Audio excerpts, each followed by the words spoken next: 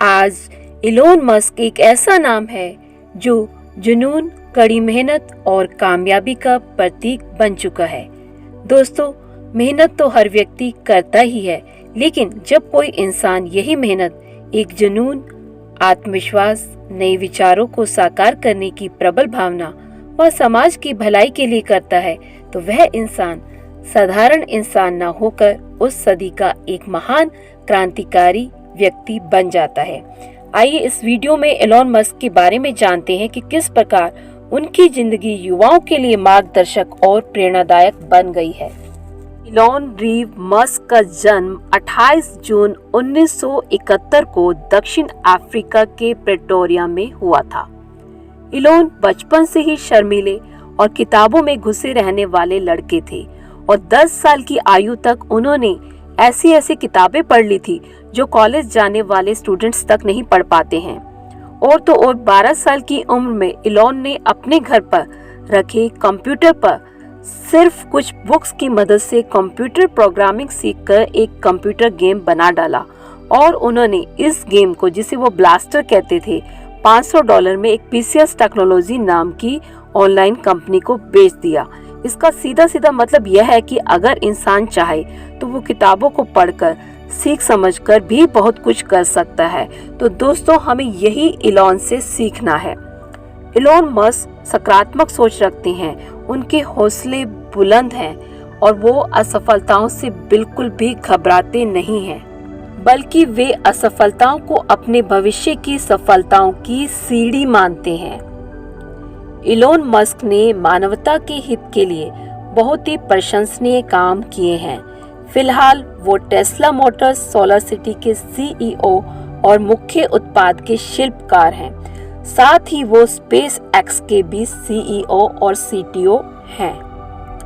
Falcon heavy rocket की design में और उसे बनाने में इलोन मस्क का बहुत ही बड़ा योगदान है। इसी वजह से अधिकतर लोग उन्हें फैल्कन रॉकेट के लिए भी जानते हैं। इलोन मस्क और उनके भाई ने मिलकर सन 1995 में जिप2 नाम की एक सॉफ्टवेयर कंपनी खोल दी थी। 1999 में उन्होंने इस कंपनी को बेच दिया और करोड़पति बन गए। इसके बाद उन्होंने X.com नाम की कंपनी खोली, लेकिन कुछ समय के बाद उन्होंने इसे कॉन्फिनिटी कंपनी के साथ में जोड़ दिया और जब ये दोनों कंपनियां साथ में मिल गई तो उनसे पेपल नाम की नई कंपनी बनाई गई। X.com को ही आगे चलकर पेपाल नाम दिया गया। बाद में eBay ने इसे $1.5 बिलियन की कीमत पर खरीद लिया। पेपाल में इलोन के सबसे ज्यादा 11.7% शेयर्स थे और इस डील में इलोन मस्क को $165 मिलियन मिले। इतने सारे पैसे आने के बाद अगर इलोन चाहते तो वो अपनी बाकी की जिंदगी आराम से जी सकते थे, परंतु उन्होंने ऐसा नहीं किया। उन्होंने अपने इस सारे पैसे को इन्वेस्ट किया क्योंकि इलोन का सपना है कि वह इंसानों को मार्स यानी मंगल ग्रह तक ले जाएं। उनका मानना है कि कभी ना कभी ये धरती अवश्य ही खत्म होगी, इसलिए वो हमारी आने वाली पीढ़ी को सुरक्षित करने के लिए कुछ अलग करना चाहते हैं।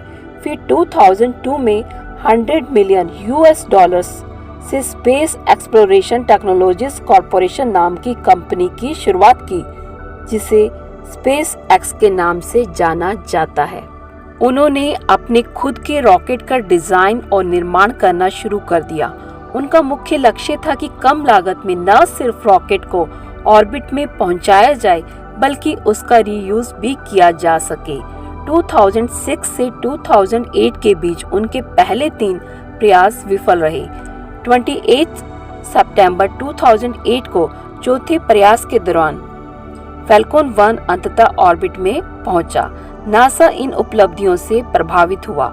जो काम नासा नहीं कर पाया वो काम इलोन मस्क ने कर दिखाया। उन्होंने किताबों की मदद से व इंटरनेट से तमाम जानकारियां इकट्ठी करके एक रीयूजेबल रॉकेट बनाकर रॉकेट की दुनिया में क्रांति ला दी। 2003 में इलोन मस्क टेस्ला इंक नाम की एक इलेक्ट्रिक व्हीकल बनाने वाली कंपनी के साथ जुड़ गए। टेस्ला द्वारा बनाए गए कार की कीमत काफी ज्यादा हुआ करती थी, लेकिन इलोन मस्क जब टेस्ला कंपनी से जुड़े तो उन्होंने कम कीमत पर इलेक्ट्रिक कार को बनाने में सहयोग किया। आज पूरे विश्व में उनकी बनाई कारें बेची जाती हैं और अब तो आर्टिफिशियल इंटेलिजेंस की मदद से ड्राइवर रहित कारें भी टेस्ला बना रही है। आज इलॉन मस्क एक ऐसे मुकाम पर पहुंच गए हैं कि इनकी सोच और विचार लोगों के लिए प्रेरणा का स्रोत बन गई है। तो दोस्तों, हमें उनकी इस बायोग्राफी से अवश्य ही कुछ न कुछ प्रेरणा जरूर लेनी चाहिए। Thanks for watching this video. Must like and share it, and don't forget to subscribe my channel.